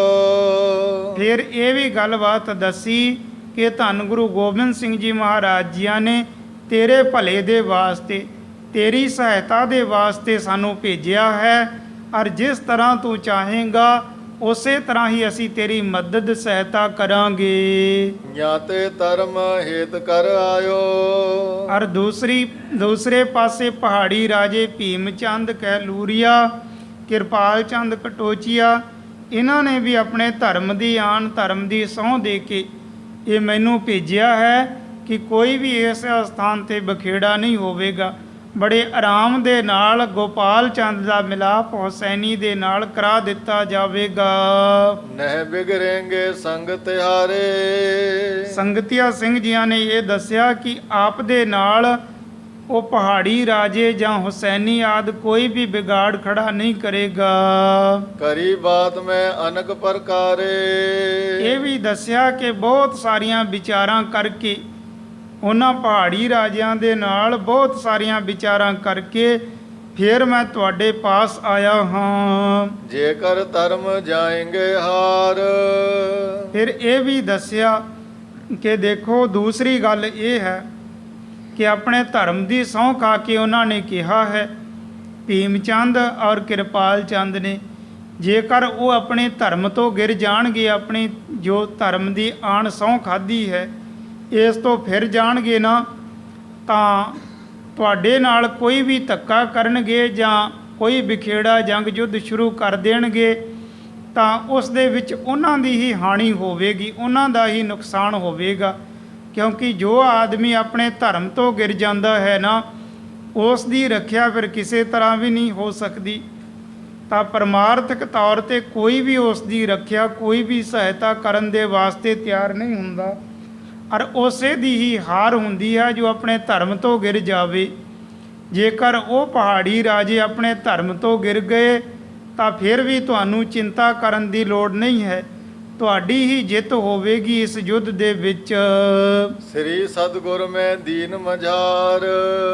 ਫਿਰ ਇਹ ਵੀ ਦੱਸਿਆ ਕਿ ਗੁਰੂ ਮਹਾਰਾਜ ਜੀਆਂ ਨੂੰ ਵੀ ਇਸ ਗੱਲ ਦੇ ਵਿੱਚ ਰੱਖਿਆ ਹੈ ਕਿ ਗੁਰੂ ਦਾ ਨਾਮ ਲੈ ਕੇ ਉਹਨਾਂ ਨੇ ਕਿਹਾ ਹੈ ਕਿ ਅਸੀਂ ਸੱਚੀ ਗੱਲ ਤੇਰੇ ਪਾਸ ਦੱਸਦੇ ਹਾਂ। ਤਉ ਫਤਿਹ ਤੇਰੀ ਤਬ ਹੋਏ। ਜੇਕਰ ਉਹ ਆਪਣੇ ਵਾਅਦੇ ਤੋਂ ਫਿਰ ਗਏ, ਆਪਣੀ ਧਰਮ ਦੀ ਸਹੁੰ ਤੋਂ ਫਿਰ ਗਏ ਫਿਰ ਵੀ ਤੇਰੀ ਹੀ ਜਿੱਤ ਹੋਵੇਗੀ। ਧਰਮਹੀਨ ਰਿਪਹਾਰ ਹੈ ਸੋਏ। ਜੋ ਦੁਸ਼ਮਣ ਧਰਮ ਤੋਂ ਹੀਣਾ ਹੋ ਜਾਵੇ, ਧਰਮ ਤੋਂ ਗਿਰ ਜਾਵੇ ਉਸ ਦੀ ਸਦਾ ਵਾਸਤੇ ਹਾਰ ਹੀ ਹੁੰਦੀ ਹੈ। ਇਤ ਆਦਕ ਨਿਰਭਕੋ ਸਮਝਾਇਓ। ਇਸ ਤਰ੍ਹਾਂ ਦੇ ਨਾਲ ਸੰਗਤੀਆ ਸਿੰਘ ਜੀਆਂ ਨੇ ਰਾਜਾ ਗੋਪਾਲ ਚੰਦ ਨੂੰ ਸਮਝਾਉਣਾ ਕੀਤਾ। ਗੁਰ ਕੋ ਨਾਮ ਸੁਨਤ ਹੁਲਸਾਇਓ। ਜਦ ਗੋਪਾਲ ਚੰਦ ਗੁਲੇਰੀਏ ਨੇ ਗੁਰੂ ਮਹਾਰਾਜ ਜੀਆਂ ਦਾ ਨਾਮ ਸੁਣਿਆ ਕਿ ਗੁਰੂ ਮਹਾਰਾਜ ਜੀਆਂ ਨੇ ਮੇਰੀ ਮਦਦ ਦੇ ਵਾਸਤੇ ਮੇਰੀ ਸਹਾਇਤਾ ਦੇ ਵਾਸਤੇ ਭੇਜਿਆ ਹੈ, ਉਹਨਾਂ ਦੇ ਤੇ ਕੋਈ ਇਤਬਾਰ ਨਹੀਂ ਹੈ ਜੋ ਪਹਾੜੀ ਰਾਜੇ ਆਪਣੇ ਧਰਮ ਦੀ ਸਹੁੰ ਖਾ ਕੇ ਕਹਿ ਰਹੇ ਹੈ ਕਿ ਗੋਪਾਲ ਚੰਦ ਨੂੰ ਸਾਡੇ ਪਾਸ ਲੈ ਕੇ ਆ, ਕੋਈ ਝਗੜਾ ਨਹੀਂ ਕੀਤਾ ਜਾਵੇਗਾ, ਹੁਸੈਨੀ ਦੇ ਨਾਲ ਮਿਲਾਪ ਕਰਵਾ ਦਿੱਤਾ ਜਾਵੇਗਾ। ਪਰ ਜੋ ਸੰਗਤੀਆ ਸਿੰਘ ਗੁਰੂ ਮਹਾਰਾਜ ਜੀਆਂ ਨੇ ਭੇਜਿਆ ਹੈ ਨਾ ਤਾਂ ਉਸ ਦੇ ਉੱਪਰ ਮੈਨੂੰ ਬੜਾ ਮਾਣ ਹੈ, ਬੜਾ ਵਿਸ਼ਵਾਸ ਹੈ ਕਿ ਸੰਗਤੀਆ ਸਿੰਘ ਮੇਰੀ ਮਦਦ ਦੇ ਵਾਸਤੇ ਆਇਆ ਹੈ, ਸਹਾਇਤਾ ਦੇ ਵਾਸਤੇ ਆਇਆ ਹੈ ਗੁਰੂ ਮਹਾਰਾਜ ਜੀਆਂ ਨੇ ਭੇਜਿਆ ਹੈ ਤੇ ਗੁਰੂ ਮਹਾਰਾਜ ਜੀ ਮੇਰੇ ਉੱਪਰ ਜ਼ਰੂਰ ਕਿਰਪਾ ਰੱਖਣਗੇ। ਕਹਿਤ ਪਇਓ ਜੇ ਪ੍ਰਭ ਵਿੱਚ ਆਏ। ਫਿਰ ਸੋਚ ਵਿਚਾਰ ਕੇ ਸੰਗਤਿਆ ਸਿੰਘ ਨੂੰ ਕਹਿਣ ਲੱਗਿਆ ਕਿ ਦੇਖੋ ਜੀ, ਜੇਕਰ ਗੁਰੂ ਮਹਾਰਾਜ ਜੀ ਮੇਰੀ ਮਦਦ ਦੇ ਵਾਸਤੇ ਵਿਚਕਾਰ ਆਏ ਹਨ ਤੋ ਸੰਦੇ ਨੇ ਮੁਝ ਬਨ ਆਏ। ਫਿਰ ਤਾਂ ਕਹਿਣ ਲੱਗਿਆ ਮੈਨੂੰ ਕੋਈ ਵੀ ਸੰਦੇਸ਼ ਸ਼ੰਕਾ ਨਹੀਂ ਕਰਨਾ ਬਣਦਾ। ਫਿਰ ਤਾਂ ਮੈਂ ਕਿਸੇ ਵੀ ਸ਼ੰਕੇ ਤੋਂ ਬਿਨਾ, ਕੋਈ ਵੀ ਵਿਚਾਰ ਸੋਚਣ ਤੋਂ ਬਿਨਾ ਤੁਹਾਡੇ ਨਾਲ ਹੋ ਤੁਰਾਂਗਾ। ਸੰਗਤਿਆ ਸਿੰਘ ਕੇ ਸੰਗ ਪਇਓ। ਉਸੇ ਟਾਈਮ ਗੋਪਾਲ ਚੰਦ ਗੁਲੇਰੀਆ ਭਾਈ ਸੰਗਤਿਆ ਸਿੰਘ ਜੀਆਂ ਦੇ ਨਾਲ ਹੋ ਤੁਰਦਾ ਹੈ। ਵਹਿਰ ਨਿਕਸ ਗਨ ਦਲ ਉਤ ਆਇਓ। ਔਰ ਆਪਣੇ ਸਾਰੇ ਯੋਧੇ ਸੂਰਮਿਆਂ ਨੂੰ ਤਿਆਰ ਬਰ ਤਿਆਰ ਕਰਕੇ ਨਾਲ ਲੈ ਕੇ ਆਇਆ।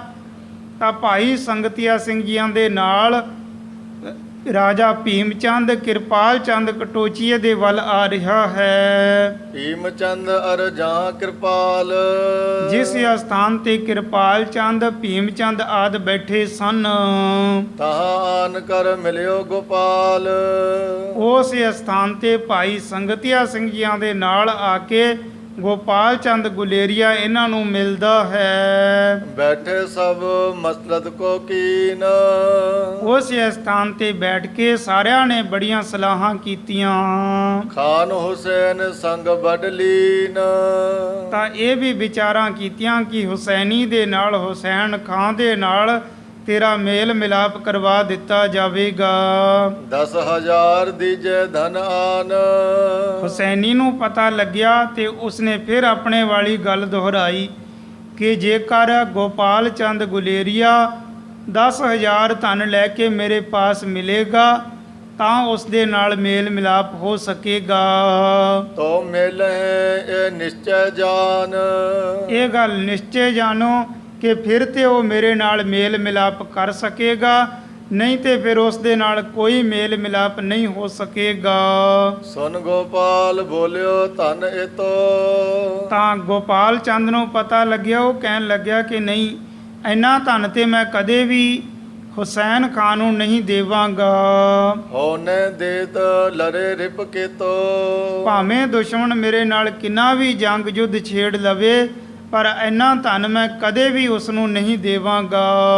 ਜਬ ਕਿਰਪਾਲ ਹੋਏ ਬੈਠਸ ਨਿਆਰੋ। ਤਾਂ ਇਸ ਤਰ੍ਹਾਂ ਦੀਆਂ ਵਿਚਾਰਾਂ ਗੱਲਾਂ ਬਾਤਾਂ ਕਰਦੇ ਕਰਦੇ ਰਾਜਾ ਕਿਰਪਾਲ ਚੰਦ ਕਟੋਚੀਆ ਉਹ ਭੀਮ ਚੰਦ ਨੂੰ ਇੱਕ ਪਾਸੇ ਲੈ ਜਾਂਦਾ ਹੈ। ਭੀਮ ਚੰਦ ਕੇ ਸੰਗ ਵਿਚਾਰੋ। ਭੀਮ ਚੰਦ ਦੇ ਨਾਲ ਗੁਪਤ ਹੀ ਵਾਰਤਾ ਗੱਲਬਾਤ ਕਰਦਾ ਹੈ। ਐਸ ਘਾਤ ਫਿਰ ਹਾਥ ਨਾ ਐ। ਉਹ ਕਹਿਣ ਲੱਗਿਆ ਭੀਮ ਚੰਦ ਨੂੰ ਕਿ ਦੇਖੋ, ਇਹੋ ਜਿਹਾ ਮੌਕਾ, ਇਹੋ ਜਿਹਾ ਸਮਾਂ ਦੁਬਾਰਾ ਹੱਥ ਨਹੀਂ ਆਵੇਗਾ, ਕਿਉਂਕਿ ਇਹ ਕਿਰਪਾਲ ਚੰਦ ਕਟੋਚੀਆ ਬੜਾ ਚੁਸਤ ਚਲਾਕ ਸੀ ਤੇ ਬੜੇ ਛਲ ਫਰੇਬ ਆਦਿ ਕਰਦਾ ਰਹਿੰਦਾ ਸੀ।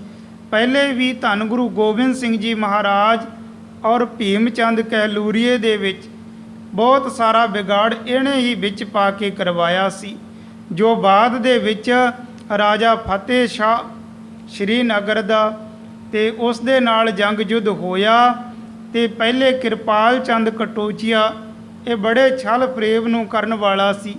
ਇਸਨੇ ਧੰਨ ਗੁਰੂ ਗੋਬਿੰਦ ਸਿੰਘ ਜੀ ਮਹਾਰਾਜ ਜੀਆਂ ਦੇ ਪਾਸ ਇੱਕ ਚਿੱਠੀ ਲਿਖ ਕੇ ਭੇਜੀ ਸੀ ਕਿ ਰਾਜਾ ਭੀਮ ਚੰਦ ਕਹਿਲੂਰੀਆ ਬੜੇ ਹੰਕਾਰ ਦੇ ਵਿੱਚ ਹੈ। ਉਹ ਤੇ ਆਪ ਦੇ ਵਾਸਤੇ ਇਸ ਤਰ੍ਹਾਂ ਬੋਲਦਾ ਹੈ ਕਿ ਮੈਂ ਤੇ ਗੁਰੂ ਜੀਆਂ ਦੀਆਂ ਫੌਜਾਂ ਦੇ ਉੱਪਰ ਹਮਲਾ ਕਰਕੇ ਨਾਸ਼ ਕਰ ਦੇਵਾਂਗਾ, ਆਪਣੀ ਇਸ ਰਿਆਸਤ ਤੋਂ, ਆਪਣੇ ਜਿੱਥੋਂ ਤੱਕ ਮੇਰੀ ਰਿਆਸਤ ਹੈ ਇਸ ਤੋਂ ਬਾਹਰ ਕੱਢ ਦੇਵਾਂਗਾ। ਇਹ ਕੁਛ ਧੰਨ ਗੁਰੂ ਗੋਬਿੰਦ ਸਿੰਘ ਜੀ ਮਹਾਰਾਜ ਜੀਆਂ ਨੂੰ ਲਿਖ ਕੇ ਭੇਜਿਆ ਸੀ ਕਿ ਗੁਰੂ ਮਹਾਰਾਜ ਜੀ ਜਿਸ ਤਰ੍ਹਾਂ ਵੀ ਹੋ ਸਕੇ ਭੀਮ ਚੰਦ ਦੇ ਨਾਲ ਜੰਗ ਕਰਕੇ ਇਸ ਦਾ ਨਾਸ਼ ਕੀਤਾ ਜਾਵੇ। ਤਾਂ ਸਤਿਗੁਰੂ ਮਹਾਰਾਜ ਤੇ ਸਭ ਕੁਝ ਜਾਣੀ ਜਾਣ ਸਨ।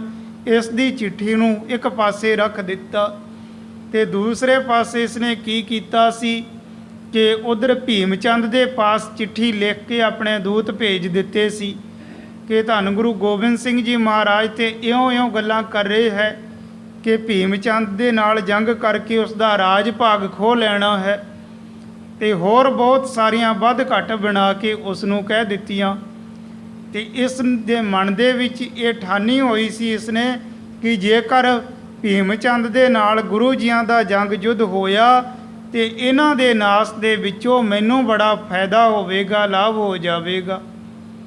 ਤਾਂ ਹੁਣ ਇਸ ਸਥਾਨ ਤੇ ਵੀ ਇਹ ਬੜੀ ਚੁਸਤੀ ਚਲਾਕੀ ਨੂੰ ਧਾਰਨ ਕਰਕੇ, ਮਨ ਦੇ ਵਿੱਚ ਬੜੀ ਬੁਰਾਈ ਨੂੰ ਧਾਰਨ ਕਰਕੇ ਤੇ ਕਹਿਣ ਲੱਗਿਆ ਭੀਮ ਚੰਦ ਨੂੰ ਇਕੱਲਾ ਕਰਕੇ ਕਿ ਦੇਖੋ ਤੁਸੀਂ ਆਪਣੇ ਮਨ ਦੇ ਵਿੱਚ ਕੀ ਖਿਆਲ ਰੱਖਦੇ ਹੋ।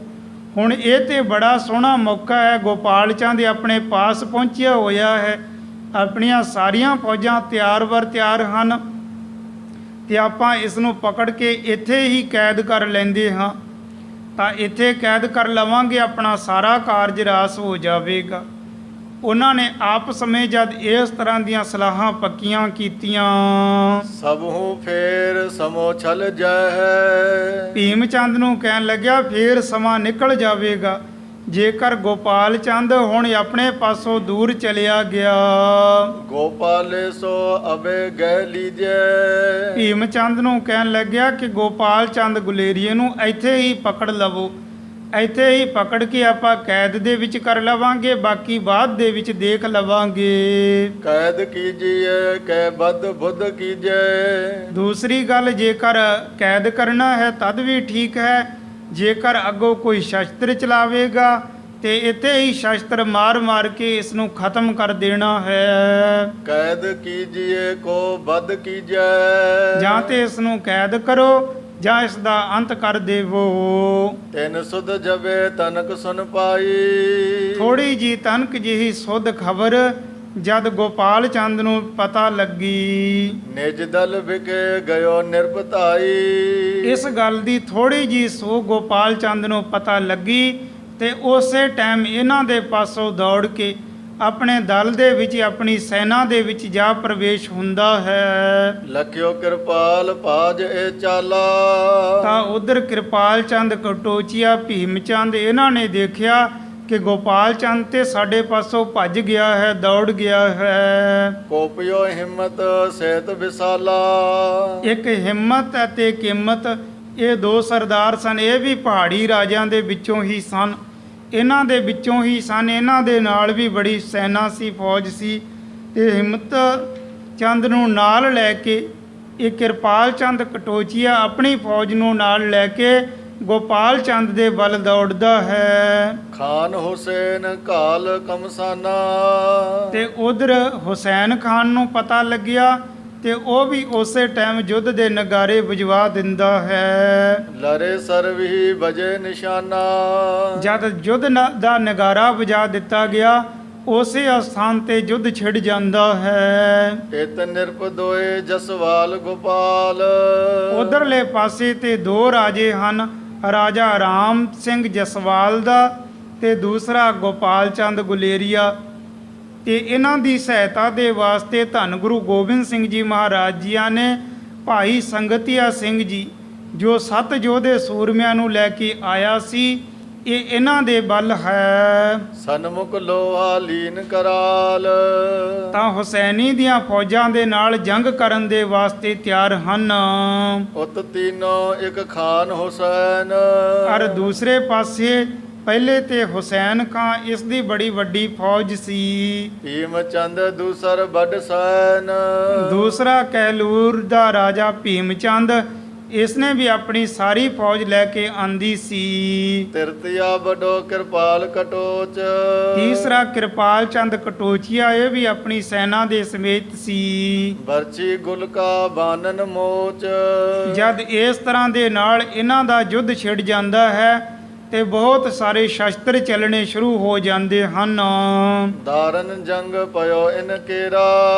ਤਾਂ ਮਿੰਟਾਂ ਸਕਿੰਟਾਂ ਦੇ ਵਿੱਚ ਹੀ ਬੜਾ ਭਿਆਨਕ ਜੰਗ ਛਿੜ ਜਾਂਦਾ ਹੈ।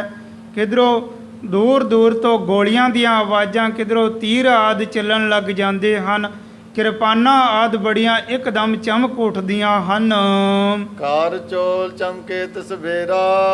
ਤਾਂ ਬੜੀਆਂ ਤਿੱਖੀਆਂ ਤਿੱਖੀਆਂ ਤਲਵਾਰਾਂ ਇਹ ਜੰਗ ਦੇ ਵਿੱਚ ਚਮਕਦੀਆਂ ਦਿਖਾਈ ਦਿੰਦੀਆਂ ਹਨ। ਹਥਾਵਥ ਮਿਲੇ ਇੱਕ ਵਾਰੀ। ਕਿਉਂਕਿ ਫੌਜਾਂ ਤੇ ਬਹੁਤ ਦੂਰ ਦੂਰ ਤੇ ਨਹੀਂ ਸਨ ਨਾ, ਨੇੜੇ ਨੇੜੇ ਹੀ ਸਾਰੀਆਂ ਫੌਜਾਂ ਦਾ ਦਲ ਸੀ। ਤਾਂ ਨੇੜੇ ਹੋਣ ਦੇ ਕਾਰਨ ਹੱਥੋਂ ਵੱਥੀ ਦਾ ਜੰਗ ਪੈ ਜਾਂਦਾ ਹੈ। ਇੱਥੇ ਨਾਲ ਹੀ ਨਾਲ ਇੱਧਰ ਉੱਧਰ ਸੈਨਾ ਇੱਕ ਦੂਜੇ ਦੇ ਵਿੱਚ ਮਿਲ ਕੇ ਕਿਰਪਾਨਾਂ ਆਦਿ ਵਰਸ਼ਾਂ ਆਦਿ ਦੇ ਨਾਲ ਜੰਗ ਸ਼ੁਰੂ ਕਰ ਦਿੰਦੇ ਹੈ। ਮਰੇ ਛਨਕ ਮੈਂ ਗਨ ਪਟ ਪਾਰੀ। ਥੋੜੇ ਹੀ ਸਮੇਂ ਦੇ ਵਿੱਚ ਬਹੁਤ ਵੱਡੇ ਵੱਡੇ ਸੂਰਮੇ ਮਾਰੇ ਗਏ। ਸਵਰਨ ਗੁਰੂ ਗੋਬਿੰਦ ਸਿੰਘ ਕਹਿਓ। ਤਾਂ ਇਹ ਜੋ ਸਾਰੇ ਰਨ ਦੀ ਸਾਰੇ ਯੁੱਧ ਦੀ ਵਾਰਤਾ ਹੈ, ਇਹ ਧੰਨ ਗੁਰੂ ਗੋਬਿੰਦ ਸਿੰਘ ਜੀ ਮਹਾਰਾਜ ਜੀਆਂ ਨੇ ਵਿਚਿੱਤਰ ਨਾਟਕ ਦੇ ਵਿੱਚ ਲਿਖਣਾ ਕੀਤੀ। ਬੀਚ ਬਚਿੱਤਰ ਨਾਟਕੇ ਲਹਿਓ। ਧੰਨ ਗੁਰੂ ਗੋਬਿੰਦ ਸਿੰਘ ਜੀ ਮਹਾਰਾਜ ਜੀਆਂ ਨੇ ਜੋ ਵਿਚਿੱਤਰ ਨਾਟਕ ਨਾਮ ਦੀ ਬਾਣੀ ਦੀ ਰਚਨਾ ਕੀਤੀ, ਉਸ ਬਾਣੀ ਦੇ ਵਿੱਚ ਵਿਚਿੱਤਰ ਨਾਟਕ ਦੇ ਵਿੱਚ ਇਸ ਜੰਗ ਦਾ ਸਾਰਾ ਹਾਲ ਦੱਸਣਾ ਕੀਤਾ। ਸਪਤ ਸੌਰਨ ਸਹਿਤ ਸੋ ਲਰਿਓ। ਸਤਿਗੁਰੂ ਮਹਾਰਾਜ ਜੀਆਂ ਨੇ 7 ਯੋਧੇ ਸੂਰਮੇ ਭਾਈ ਸੰਗਤੀਆ ਸਿੰਘ ਜੀਆਂ ਦੇ ਨਾਲ ਭੇਜੇ ਸੀ ਕਿ ਤੁਸੀਂ ਜਾ ਕੇ ਗੋਪਾਲ ਚੰਦ ਨੂੰ ਮਿਲਣਾ, ਜਿਸ ਵੀ ਤਰ੍ਹਾਂ ਉਸ ਦਾ ਭਲਾ ਹੋਵੇ ਉਸ ਦੀ ਮਦਦ ਕਰਨੀ। ਸੰਗਤੀਆ ਸਿੰਘ ਰਣ ਮੈਂ ਮਰਿਓ। ਤਾਂ ਉਸ ਟਾਈਮ ਉਸ ਸਮੇਂ ਜਦ ਇੱਕਦਮ ਇਸ ਤਰ੍ਹਾਂ ਦਾ ਜੰਗ ਛਿੜ ਜਾਂਦਾ ਹੈ ਤਾਂ ਭਾਈ ਸੰਗਤੀਆ ਸਿੰਘ ਗੋਪਾਲ ਚੰਦ ਦੇ ਵੱਲ ਹੋ ਕੇ ਹੁਣ ਭੀਮ ਚੰਦ, ਕਿਰਪਾਲ ਚੰਦ ਕਟੋਚੀਆ ਅਤੇ ਹੁਸੈਨ ਖਾਂ ਇਸ ਦੀ ਫੌਜ ਦੇ ਨਾਲ ਜੰਗ ਕਰਦਾ ਹੈ। ਹੁਣ ਗੁਰੂ ਮਹਾਰਾਜ ਜੀਆਂ ਦੇ ਬੜੇ ਵੱਡੇ ਯੋਧੇ ਸੂਰਮੇ ਬਲਵਾਨ ਇਹ ਬੜੇ ਤਾਕਤ ਦੇ ਨਾਲ ਬੜੇ ਬਲ ਦੇ ਨਾਲ ਜੰਗ ਕਰਦੇ ਹੈ ਤੇ ਹੁਸੈਨੀ ਦੇ ਵੱਡੇ ਵੱਡੇ ਯੋਧੇ ਸੂਰਮੇ ਉਹਨਾਂ ਨੂੰ ਵੀ ਮਾਰ ਕੇ ਮੌਤ ਦੇ ਘਾਟ ਉਤਾਰ ਦਿੰਦੇ ਹਨ।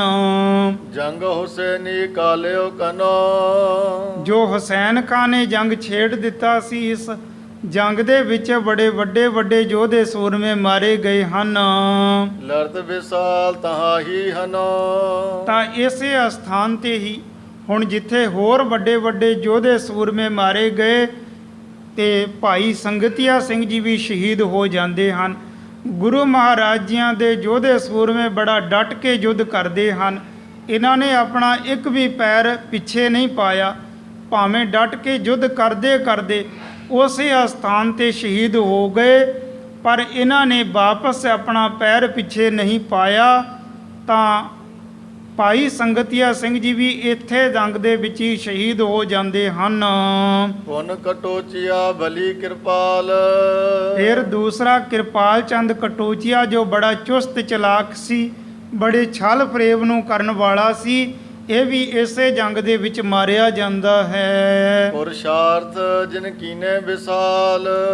ਜਿਸ ਨੇ ਜੰਗ ਕਰਨ ਦੇ ਵਾਸਤੇ ਪਹਿਲੇ ਹੀ ਬੜਾ ਪੁਰਸ਼ਾਰਥ ਕੀਤਾ ਸੀ, ਸੋਪੀ ਮਾਰ ਲੀਨ ਰਣ ਮਾਹੀ। ਉਹ ਵੀ ਜਾਣੇ ਕਿਰਪਾਲ ਚੰਦ ਕਟੋਚੀਆ, ਉਹ ਵੀ ਇਸ ਯੁੱਧ ਦੇ ਵਿੱਚ ਮਾਰਿਆ ਜਾਂਦਾ ਹੈ। ਕਟਿਓ ਕਿਰਪਾਲ ਸੰਗ ਸਿਰ ਜਾਹੀ। ਕਿਰਪਾਨ ਦੇ ਨਾਲ ਯੁੱਧ ਕਰਦੇ ਹੋਏ ਇਹ ਇਸ ਦੇ ਗਰਦਨ ਦੇ ਉੱਪਰ ਐਸਾ ਕਿਰਪਾਨ ਦਾ ਵਾਰ ਲੱਗਿਆ ਕਿ ਇਸ ਦਾ ਸਿਰ ਧੜ ਦੇ ਨਾਲੋਂ ਗਿਰ ਕੇ ਥੱਲੇ ਡਿੱਗ ਜਾਂਦਾ ਹੈ। ਹਿੰਮਤ ਕਿਮਤ ਸਹਿਤ ਸੰਘਾਰਾ। ਜੋ ਹੋਰ ਸੈਨਾ ਦੇ ਸਰਦਾਰ ਹਿੰਮਤ ਚੰਦ ਕਿਮਤ ਚੰਦ ਨਾਮ ਕਰਕੇ ਸੀ, ਉਹ ਵੀ ਇਸੇ ਅਸਥਾਨ ਤੇ ਮਾਰੇ ਜਾਂਦੇ ਹਨ। ਤੀਨੋਂ ਜਬ ਮਾਰੇ ਸਰਦਾਰਾ। ਜਦ ਇਸ ਤਰ੍ਹਾਂ ਵੱਡੇ ਵੱਡੇ ਸਰਦਾਰ ਮਾਰੇ ਗਏ, ਕਿਰਪਾਲ ਚੰਦ ਕਟੋਚੀਆ ਇਹ ਮਾਰਿਆ ਗਿਆ, ਹਿੰਮਤ ਕਿਮਤ ਨਾਮ ਦੇ ਸਰਦਾਰ ਇਹ ਮਾਰੇ ਗਏ। ਤਬ ਗੁਲੇਰੀਆ ਹੇਰ ਕਿਰਪਾਲ। ਤਾਂ ਉਸ ਟਾਈਮ ਕਿਰਪਾਲ ਚੰਦ ਕਟੋਚੀਆ ਤੇ ਮਾਰਿਆ ਗਿਆ ਸੀ। ਗੋਪਾਲ ਚੰਦ ਗੁਲੇਰੀਆ ਜਦ ਇਹ ਕੁਛ ਦੇਖਦਾ ਹੈ, ਲੈ ਰਣ ਕੀ ਜੈ ਹਰਕ ਵਿਸਾਲ। ਤਾਂ ਇਹਨਾਂ ਹੀ ਜੰਗ ਯੁੱਧ ਦੇ ਵਿੱਚ ਜੰਗ ਯੁੱਧ ਹੁੰਦੇ ਹੁੰਦੇ ਜੋ ਹੁਸੈਨ ਖਾਂ ਸੀ ਨਾ, ਹੁਸੈਣੀ ਸੀ, ਉਹ ਵੀ ਮਾਰਿਆ ਜਾਂਦਾ ਹੈ। ਜਦ ਹੁਸੈਣੀ ਇਸ ਹੱਥੋਂ-ਹੱਥ ਦੇ ਜੰਗ ਦੇ ਵਿੱਚ ਮਾਰਿਆ ਜਾਂਦਾ ਹੈ, ਕਿਰਪਾਨਾਂ ਆਦਿ ਵਰਸ਼ਾਂ ਆਦਿ ਦੇ ਨਾਲ ਇਹ ਜ਼ਿਆਦਾਤਰ ਜੰਗ ਹੋਇਆ। ਔਰ ਇਸੇ ਜੰਗ ਦੇ ਵਿੱਚ ਇਹ ਬਹੁਤ ਸਾਰੇ ਮਾਰੇ ਗਏ। ਹੁਸੈਨ ਖਾਂ ਹੁਸੈਨੀ ਜੋ ਦਿਲਾਵਰ ਖਾਂ ਦਾ ਗੁਲਾਮ ਬੜੀ ਤੁਰਕਾਂ ਦੀ ਫੌਜ ਨੂੰ ਲੈ ਕੇ ਆਇਆ ਸੀ, ਇਹ ਵੀ ਇਸੇ ਜੰਗ ਦੇ ਵਿੱਚ ਮਾਰਿਆ ਗਿਆ। ਤਾਂ ਗੋਪਾਲ ਚੰਦ ਨੇ ਦੇਖਣਾ ਕੀਤਾ, ਬਜੇ ਫਤਿਹ ਕੇ ਊਂਚ ਨਗਾਰੇ। ਤਾਂ ਗੋਪਾਲ ਚੰਦ ਨੇ ਇਹਨਾਂ ਨੂੰ ਮਰਿਆ ਹੋਇਆ ਦੇਖਿਆ ਤੇ ਆਪਣੇ ਜਿੱਤ ਦੇ ਨਗਾਰੇ ਵਜਾ ਦਿੰਦਾ ਹੈ। ਰਿਪਦਲ ਭਾ ਚਲਿਓ ਬਿਨ ਮਾਰੇ। ਤਾਂ ਜਦ ਇਸ ਤਰ੍ਹਾਂ ਹੋਇਆ ਕਿ ਇਹ ਵੱਡੇ ਵੱਡੇ ਸਰਦਾਰ ਮਾਰੇ ਗਏ ਹਨ, ਤਾਂ ਗੋਪਾਲ ਚੰਦ ਨੇ ਫਤਿਹ ਦੇ ਜਕਾਰੇ ਬੁਲਾਏ, ਜਿੱਤ ਦੇ ਨਗਾਰੇ ਬੁਲਾਏ। ਤਾਂ ਉਸ ਟਾਈਮ ਜਦ ਹੁਸੈਨੀ ਦੀਆਂ ਫੌਜਾਂ ਹੋਰ ਪਹਾੜੀ ਰਾਜਿਆਂ ਦੀਆਂ, ਭੀਮ ਚੰਦ ਆਦਿ ਦੀਆਂ ਫੌਜਾਂ ਦੇਖਦੀਆਂ ਹਨ, ਤੇ ਇਹ ਤੇ ਸਾਰੇ ਦੇ ਸਾਰੇ ਪਿੱਛੇ ਦੌੜ ਜਾਂਦੇ ਹੈ। ਬਿਨ ਸਰਦਾਰ ਲਰੇ ਕੋ ਰਨ ਮੈਂ। ਹੁਣ ਜੋ ਦਿਲਾਵਰ ਖਾਨ ਨੇ ਹੁਸੈਨੀ ਨੂੰ ਭੇਜਿਆ ਸੀ ਬੜੀਆਂ ਫੌਜਾਂ ਦੇ ਕੇ, ਇਹਦੀਆਂ ਤੁਰਕਾਂ ਦੀਆਂ ਫੌਜਾਂ ਨੇ ਤੇ ਦੇਖਿਆ ਕਿ ਹੁਸੈਨੀ ਜੋ ਸਾਡਾ ਸਰਦਾਰ ਸੀ ਸਾਰੀ ਫੌਜ ਦਾ, ਉਹ ਤੇ ਮਾਰਿਆ ਗਿਆ। ਹੁਣ ਸਰਦਾਰ ਤੋਂ ਬਿਨਾਂ ਇਕੱਲੀ ਫੌਜ ਕਦੇ ਲੜਦੀ ਨਹੀਂ ਹੈ। ਇਸ ਦੀ ਸਾਰੀ ਸੈਨਾ, ਸਾਰੀ ਫੌਜ ਉਸੇ ਟਾਈਮ ਯੁੱਧ ਬੰਦ ਕਰਕੇ ਪਿੱਛੇ ਨੂੰ ਦੌੜ ਜਾਂਦੇ ਹਨ। ਦੌਰਨ ਮਾਚੇ ਧੀਰ ਨਾ ਮਨ ਮੈਂ। ਉਹਨਾਂ ਦੇ ਮਨ ਦੇ ਵਿੱਚ ਵੀ ਕੋਈ ਧੀਰਜ ਨਹੀਂ ਰਹੀ ਕਿ ਐਡੇ ਵੱਡੇ ਵੱਡੇ ਸਰਦਾਰ ਤੇ ਮਾਰੇ ਗਏ, ਹੁਣ ਬਾਕੀ ਸਰਦਾਰਾਂ ਤੋਂ ਬਿਨਾਂ ਖਾਲੀ ਸੈਨਾ ਕਿਸ ਤਰ੍ਹਾਂ ਲੜ ਸਕਦੀ ਹੈ। ਜਦ ਇਸ ਤਰ੍ਹਾਂ ਦੇਖ ਕੇ ਹੁਣ ਹੁਸੈਨੀ ਦੀਆਂ ਬਾਕੀ ਫੌਜਾਂ ਵੀ ਵਾਪਸ ਦੌੜ ਜਾਂਦੀਆਂ ਹਨ। ਗੋਪਾਲ ਚੰਦ ਗੁਲੇਰੀਆ, ਜਿਸ ਦੀ ਸਹਾਇਤਾ ਦੇ ਵਾਸਤੇ ਗੁਰੂ ਮਹਾਰਾਜਿਆਂ ਨੇ ਯੋਧੇ ਬੜਾ ਭਿਆਨਕ ਜੰਗ ਕੀਤਾ, ਤਾਂ ਗੋਪਾਲ ਚੰਦ ਗੁਲੇਰੀਆ ਇਸ ਦੀ ਜਿੱਤ ਹੋਈ, ਇਸ ਦੇ ਜਿੱਤ ਦੇ ਨਗਾਰੇ ਵਜਾਏ ਗਏ। ਅੱਗੇ ਜਿਸ ਪ੍ਰਕਾਰ ਹੁਣ ਗੋਪਾਲ ਚੰਦ ਗੁਲੇਰੀਏ ਨੇ ਆ ਕੇ ਧੰਨ ਗੁਰੂ ਗੋਬਿੰਦ ਸਿੰਘ ਜੀ ਮਹਾਰਾਜ ਜੀਆਂ ਦਾ ਬੜਾ ਧੰਨਵਾਦ ਕਰਨਾ ਹੈ, ਚਰਨਾਂ ਦੇ ਵਿੱਚ ਆ ਕੇ ਨਮਸਕਾਰਾਂ ਕਰਨੀਆਂ ਹਨ, ਭੇਟਾਵਾਂ ਅਰਪਣ ਕਰਨੀਆਂ ਹਨ ਕਿ ਸੱਚੇ ਪਾਤਸ਼ਾਹ ਆਪ ਜੀਆਂ ਨੇ ਮੇਰੀ ਮਦਦ ਕੀਤੀ, ਮੈਨੂੰ ਇਸ ਯੁੱਧ ਦੇ ਵਿੱਚੋਂ ਜਿੱਤ ਪ੍ਰਾਪਤ ਹੋਈ। ਉਸ ਪ੍ਰਸੰਗ ਦੀ ਵਿਚਾਰ ਅੱਗੇ ਕੀਤੀ ਜਾਵੇਗੀ। ਇਉਂ ਧੰਨ ਗੁਰੂ ਗੋਬਿੰਦ ਸਿੰਘ ਜੀ ਮਹਾਰਾਜ ਗੁਰਤਾ ਗੱਦੀ ਤੇ ਬਿਰਾਜਮਾਨ ਹੋ ਕੇ ਸਿੱਖ ਸੰਗਤਾਂ ਨੂੰ ਨਿਹਾਲ ਕਰ ਰਹੇ ਹਨ। ਆਪ ਆਪਨੇ ਥਾਨ ਸਿਧਾਰੇ, ਮਿਲਿਓ ਜੋ ਬੋਦਲ ਪਇਓ ਕਿਨਾਰੇ। ਆਪ ਆਪਨੇ ਥਾਨ ਸਿਧਾਰੇ, ਮਿਲਿਓ ਜੋ ਬੋਦਲ ਪਇਓ ਕਿਨਾਰੇ। ਇਹ ਅਚੁੱਤ ਇਹ ਪਾਰ ਬ੍ਰਹਮ ਅਬਨਾਸੀ ਅਗਨਾ।